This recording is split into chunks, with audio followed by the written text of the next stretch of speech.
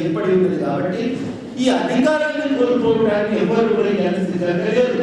అందుకనే తెలంగాణ ఏర్పాటు పైన ఇంత ఆటంక. నిజానికి మనం ఏమైనా ప్రత్యేక దేశం అడుగుతున్నామా? అడగాలి. ప్రత్యేక రాష్ట్రం అడుగుతున్నాం. భారత రాజ్యాంగంలోని ఆర్టికల్ 3 ప్రకారం ప్రత్యేక రాష్ట్రం ఏర్పాటు చేయడం అనేది అందుకంటే సులువైన పద్ధతి ఇంకోటి లేదు. ఎందుకు అంబేద్కర్ దాన్ని అంత ఆ రకంగా డిజైన్ చేసిండు? ఆర్టికల్ 3ను ఎందుకు డిజైన్ చేసిందంటే భారతదేశంలో రాష్ట్రాల ఏర్పాటు అధికారులు కనుక మనము రాష్ట్ర అసెంబ్లీకి వదిలిపెడితే రాష్ట్ర అసెంబ్లీలో అధికారం బలం కలిగినటువంటి వర్గాలు రాష్ట్ర విభజనకు అడ్డుకుంటాయి. అట్లాంటి అవకాశం ఉంది అని కూడా అంబేద్కర్ గుర్తించింది. అంబేద్కర్ పదే పదే ఒకటే మాట చెప్పాడు, భారతదేశంలో ఉండేటువంటి అసమానతల నేపథ్యంలో కొన్ని ప్రాంతాలు ఇతర ప్రాంతాల మీద పెత్తనం చెలాయించే అవకాశం ఉంది. ఈ పెత్తనం చెలాయించేటువంటి అవకాశం ఉన్నటువంటి సందర్భాలలో రాష్ట్ర ఏర్పాటును అసెంబ్లీ వదిలిపెట్టడానికి వీలేదు. రాష్ట్ర ఏర్పాటు అనేది కేంద్ర ప్రభుత్వానికి అప్పచెప్పాలి. కేంద్ర ప్రభుత్వం అప్పచెప్పినప్పుడు మాత్రమే రాష్ట్ర ఏర్పాటు వెనుక ఒక సులువైనటువంటి పద్ధతుల్లో రాష్ట్రాలను ఏర్పాటు చేసుకోవడానికి వీలైందని చెప్పి అంబేద్కర్ అన్నాడు.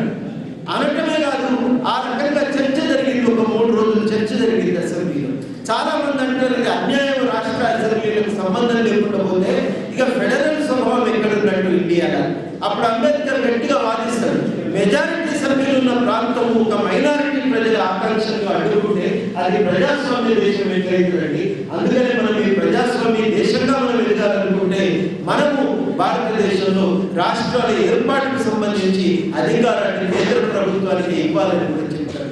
అంటే ఆయన ఆలోచనలో రాష్ట్రాల పునర్వ్యవస్థీకరణ అనేది ప్రజలకు రాజకీయ వ్యవస్థలో భాగస్వామ్యాన్ని పెంచడానికి, అసమానతలను తగ్గించడానికి, భారతదేశాన్ని ఒక ప్రజాస్వామిక సమాజంగా పెంపొందించడానికి ఒక మార్గంలో చూసాడు. కాబట్టి ఆయన రాష్ట్రాల ఏర్పాటుకు సంబంధించి ఆయన ఆర్టికల్ 3 సూచన చేశారు.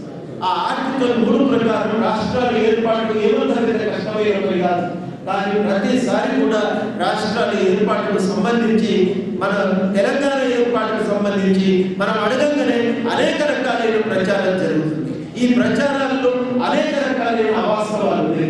మొదటి ప్రచారం ఏం చేస్తున్నారు, ఢిల్లీకి పోయి తెలంగాణ ఇస్తే అనేక రాష్ట్రాల డిమాండ్లు ముందుకు వస్తాయి. రేపు మా కాకినాడ రాష్ట్రం అంటే ఇంతకుముందు మా సార్ హైదరాబాద్ మీద ప్రేమతో పాట రాసింది. రేపు తెలంగాణ వస్తే హైదరాబాద్ రాష్ట్రం కావాలంటే కావచ్చు సార్. మరి దీనికి ఈ విభజనకి అడ్డు అదుపు లేకుండా పోతుంది. ఇష్టం వచ్చినట్టుగా విభజనలు రాష్ట్రాల డిమాండ్లు ముందుకు వస్తాయని చెప్పి చాలా మంది మాట్లాడుతుంటారు. వాస్తవానికి దీనికంటే అబద్ధము అవాస్తవం ఇంకోటి లేదు. మరి మాట్లాడటం ఎవరంటే వాళ్ళందరూ కూడా శాస్త్రీయమైన పద్ధతిలో విభజన జరగాలని మాట్లాడుతున్న వాళ్ళే.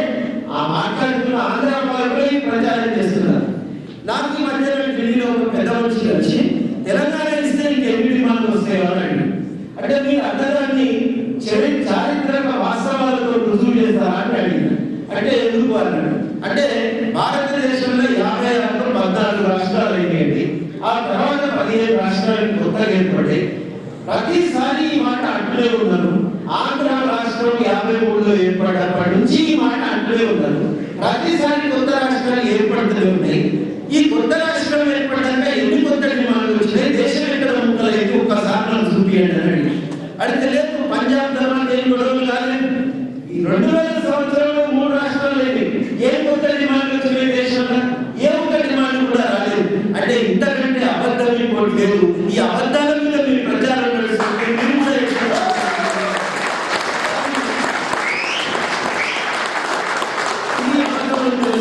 కానీ ప్రచారం నడుస్తుంది. రెండోది చాలా ముఖ్యమైన విషయం ఏంటంటే ఒక రాష్ట్రానికి ఒక ప్రాంతానికి అస్తిత్వం అనేది ఏకాఏకం ఉంటుంది. అస్తిత్వం అనేది అనేక సంవత్సరాల క్రమంలో ఏర్పడుతుంది. తెలంగాణ అస్తిత్వం ఒక రోజు రాలేదు. ఉత్తర హిందుస్థాన్ నుంచి వచ్చిన పెద్ద మనుషుల ఆధిపత్యాన్ని వ్యతిరేకించే క్రమంలో తెలంగాణలో 19వ శతాబ్దం చివరి భాగంలో ఉనికి ఉద్యమం వచ్చింది. ఆ ఉనికి ఉద్యమం 1920 కల్లా ఒక తీవ్ర రూపం తీసుకుంది. ఆ తర్వాత ఆంధ్ర మహాసభ ఏర్పడింది.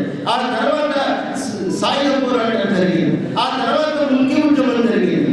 ఇంత చరిత్ర తెలిస్తే తప్ప తెలంగాణ అస్తిత్వం అనేది రూపొందింది. అన్ని ప్రాంతాలకు ప్రత్యేకత ఉంటుంది.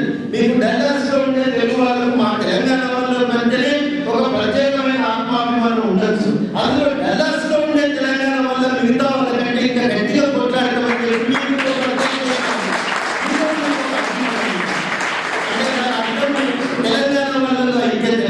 కాదు కదా. అంటే మేము ఇంకా గట్టి కొట్లాడుతున్నాం, మిగతా వాళ్ళు కూడా మళ్ళా కొట్లాడాలనే ఆకాంక్ష తప్పి కొట్టుకుంటారు. మా ఊరంటే నాకు ప్రేమ ఉంటుంది, దాని అర్థం ఇతర ప్రాంతాల మీద నేను ఒక ప్రత్యేక రాష్ట్రం అయిపోతున్నాను కాదు కదా. మనకు చిన్నప్పుడు తెలుగులో మనం నేర్చుకున్నాం కూడా, ఊళ్ళో కల్లా ఏ ఊరు గొప్పదంటే మా ఊరు గొప్పది, అన్ని వాడల్లో కల్లా ఏ వాడ గొప్పదంటే మా వాడ గొప్పది, గడపలో కల్లా ఏ గడప గొప్పదంటే నా గడప. అంటే దాని అర్థము ప్రతి గడప ప్రత్యేక రాష్ట్రం కావాలని కోరుకుంటుందా? కాదు. ఒక ప్రత్యేకమైన అభిమానం కాపాడుకుంటూ భారతదేశంలో అనేక రాష్ట్రాలు ప్రత్యేకమైన అభిమానాన్ని అస్తిత్వాన్ని కలిగి ఉంది. అంటే భారతదేశంలోని జాతీయ భావన లేదంట, అట్లా కాదు కదా. ప్రత్యేకతలోనే ఐక్యత అనేది ఇమిడి ఉంది. నన్ను నేను గొప్పగా చూసుకుంటున్నా అంటే ఇతరులను తక్కువ చూస్తున్నది కాదు. నన్ను నేను కాపాడుకునే అవకాశం ఉన్నప్పుడు ఇతరులతో కూడా కలిసి ఉండగలుగుతా, ఇతరులతో కలిసి పనిచేయగలుగుతా, ఇతరులతో కూడా ఐక్యంగా ఉండగలుగుతా. కాబట్టి ఈ డిమాండ్లను, ఈ అస్తిత్వాలను మనం జాగ్రత్తగా దాని చారిత్రక క్రమం నుంచి వేరు చేసి చూస్తే మనం తప్పు చేసిన వాళ్ళు, అశాస్త్రీయమైన ఆలోచనకు లోనైన వాళ్ళని. కానీ ఢిల్లీలో ఈ ప్రచారాలు నడుస్తూనే ఉంటాయి, ఈ ప్రచారాలు నడుస్తూనే ఉంటాయి. ఇంకా ప్రచారం ఏం చేస్తారంటే తెలంగాణ ఇస్తే ఆంధ్ర ప్రాంతానికి ఎట్లా, అంటే నీ ప్రాంతము నీ అవసరం నువ్వు ఎంతకు ఆలోచించుకుంటున్నావు, మన తెలంగాణ గురించి కూడా ఆలోచించాలి. నువ్వు తెలంగాణ గురించి ఆలోచించకుండా నీ ప్రాంతం గురించి నువ్వు ఆలోచించుకుంటూ నీ గురించి నువ్వు మాట్లాడుతూ నీలో అధీనమై నీకు లోపలి తెలంగాణ గురించి మాట్లాడుతున్నావు అంటే ఏదో ఒకటి స్పష్టంగా అర్థమవుతుందని నువ్వు తెలంగాణ పైన పెద్దాను కోరుకుంటున్నావు. మన రాజమండ్రిలో జరిగిన సదస్సు అది తెలంగాణ వాళ్ళు ఒక్కరు కూడా లేదు కదా, తెలంగాణకు సంబంధించిన అంశం కూడా చర్చకు లేదు కదా. మరి అది సమైక్యవాద చర్చ లేదు, ఆంధ్ర ప్రాంత చర్చ అయింది.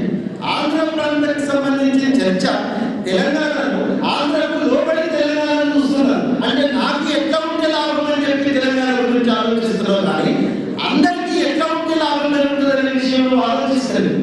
అది నగర పార్టీ కావచ్చు, ఇంకెవరైనా కావచ్చు, కాక నాకేమైతే లాభం లేదని చూస్తున్నావు తప్ప అందరికీ ఉమ్మడిగా ప్రయోజనం జరగాలంటే మన రాజకీయ వ్యవస్థ ఎట్లా ఉండాలనేటువంటి ఆలోచనలు చేస్తారు. దానితోనే ఒకటి స్పష్టంగా తెలియపోతున్నది ఏంటంటే ఉమ్మడి రాష్ట్రంలో తెలంగాణకు న్యాయం జరగదు, తెలంగాణకు సంబంధించిన చర్చ అనేది సాధ్యం కాదు. నీ మీటింగ్లు అనేది లేదంటేనే నీ సమైక్యవాద మీటింగ్ కాదంటే లేక, నీది ఆంధ్ర మీటింగ్ అయినట్టే లేక, నీవు వేరే మీటింగ్ పెట్టుకొని నన్ను దానికే వెలివేసినావు అంటే, మనం ఇద్దరం కూర్చొని దగ్గర మీటింగ్ పెట్టుకోలేకపోతున్నాం అంటే తెలంగాణ ఆంధ్ర విడిపోవడం అవసరం అని తెలియపోతుంది. ఇక ఇంతకంటే స్పష్టంగా తెలియని తర్వాత కూడా ఆలోచన చేయవలసిన అవసరమే లేదు, వెంటనే నిర్ణయం తీసుకోవాలి. వీటన్నింటి వెనుక దాగి ఉన్న ఇంకొక వాస్తవం ఏంటంటే ఆంధ్ర ప్రాంత రాజకీయ నాయకత్వానికి ఢిల్లీతో ఉండేటువంటి సంబంధాలు అనేటువంటి. తెలంగాణకి ఎందుకు లేవు ఈ సంబంధాలు?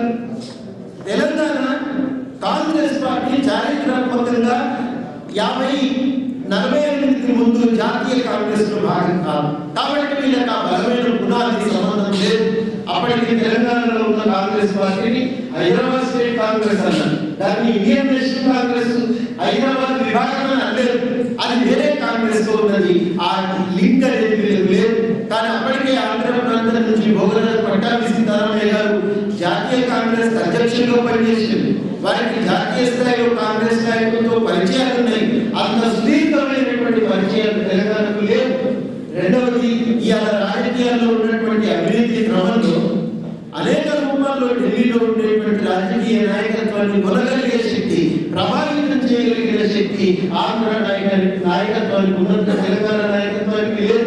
చాలా సార్లు తెలంగాణ కాంగ్రెస్ ఎంపీలను అడుగుతాం, కొట్లాడి పుస్తకాలు తీసుకొస్తారు. 28 నాడు ప్రకటన అంటారు, 28కి ప్రకటన వస్తుంది. అనుకూలంగా తెలుసుకున్నామని తెలంగాణ కాంగ్రెస్ నాయకులు ప్రయత్నం చేసే క్రమంలో 3 రోజుల ముందు ఆంధ్ర నాయకులు ఢిల్లీకి పోతారు. ఇప్పుడే నిర్ణయం ఇస్తారేమని ఢిల్లీలో ఉన్న కాంగ్రెస్ నాయకులు వాయిస్తారు. మీరు చూస్తున్నారు ఎప్పుడు.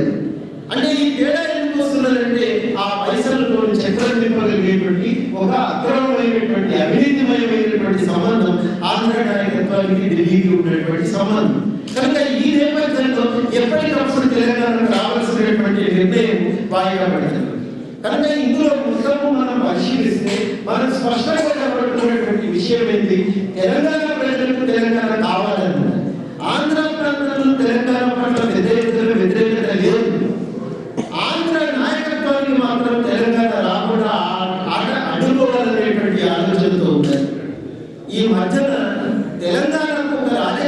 అస్తిత్వం అనేది లేకపోవడం చేత తెలంగాణ గురించి గట్టిగా ఢిల్లీలో మాట్లాడగలిగేటువంటి రాజకీయ శక్తి తెలంగాణ లేదు. కాంగ్రెస్ నాయకులు కానీ టీడీపీ నాయకులు కానీ ఢిల్లీలో గట్టిగా తెలంగాణ గురించి మాట్లాడలేదు. అది తెలంగాణ రాజకీయ నాయకత్వానికి ఉండేటువంటి బలహీనత. మహా అయితే ఈ ఉద్యమానికి ఉండేటువంటి బలం వల్ల ఇవాళ చాలా మంది తెలంగాణ నాయకులు మా పార్టీ వేదికల మీద మాట్లాడగలుగుతున్నారు, కానీ నిర్ణయాత్మకమైనటువంటి రీతిలో పార్టీని ప్రభావం చేయగలిగేటువంటి రీతిలో తమ రాజకీయ శక్తిని సంఘటితంగా ఉపయోగించడంలో మాత్రం వాళ్ళు విఫలమైనది. మళ్ళీ మనం దానికి ఒక ప్రత్యేకమైన సాక్ష్యాలు కూడా వెతకవలసినటువంటి అవసరం లేదు. అంటే ప్రజలు కొట్లాడటానికి సిద్ధంగా ఉన్నారు. ఈ కొట్లాడే ఎక్కడి దాకా పోవడానికి సిద్ధంగా ఉన్నారు. నువ్వు ఏ పిలిపించినా చేయడానికి సిద్ధంగా ఉన్నారు. రోడ్ల మీదకి రమ్మంటే వస్తున్నారు, మీటింగ్లకు రావాలంటే వస్తున్నారు, సమ్మె చేయాలంటే చేస్తున్నారు, సమ్మెకు సహకరించాలంటే కూడా సహకరిస్తున్నారు. ఆఖరికి ప్రపంచంలో ఎక్కడ జరిగినటువంటి రీతిలో తమ ప్రాణాన్ని ఒక నిరసనకు వేదికగా మార్చుకుంటున్నారు. తన శరీరమే నిరసనకు వేదికగా మార్చుకుంటున్నారు. తన ప్రాణాన్ని అర్పించి తెలంగాణ ఆకాంక్షను వ్యక్తీకరించేటువంటి ప్రయత్నం చేస్తున్నారు. మొత్తము ప్రపంచంలో ఆత్మహత్యలు ఒక పోరాట రూపంగా ఉపయోగించినటువంటి సందర్భాలు చాలా తక్కువ. చాలా మంది చెప్తారు 70లో వియత్నాంలో బౌద్ధ భిక్షువులు చేసినటువంటి ఆత్మ పరిత్యాగం నుంచి ఇది మొదలైంది నిరసనలు. ఆ తర్వాత టిబెట్లో జరిగింది, ఆ తర్వాత కొరియాలో జరిగింది, ఈ మధ్య కాలంలో సూడాన్లో జరిగింది. కానీ అంతటా కూడా ఆత్మహత్య జరిగిన తర్వాత పెద్ద ఎత్తున రాజకీయపరమైన నిరసన వచ్చింది. తెలంగాణలో ఇప్పటి వరకు 1000 ఆత్మహత్యలు జరిగిన దీనికి ఇంతవరకు ప్రభుత్వం నుంచి స్పందన లేదు, రాజకీయ వ్యవస్థ నుంచి స్పందన లేదు. మేము చాలా సార్లు మాకు కూడా అర్థం కాలేదు ఎందుకు ఇట్లా ఆత్మహత్యలు జరుగుతున్నాయి. మేము కూడా చాలా మంది మేము అందరం కూడా ఏమనుకున్నామంటే ఏదో ఒకటి చేయాలి, పెద్ద ఎత్తున అందరికీ కూడా మనం కౌన్సిలింగ్ చేయాలి, వాళ్ళందరికీ చేత సమిష్టిగా ప్రతిజ్ఞ చేయించి ఆపాలని ప్రయత్నం చేసినాం. పాటలు వచ్చినాయి, ధూమ్ధాములు జరిగినాయి, మీటింగ్లు అయినాయి, ప్రతిజ్ఞలు జరిగినాయి, కానీ ఆత్మహత్య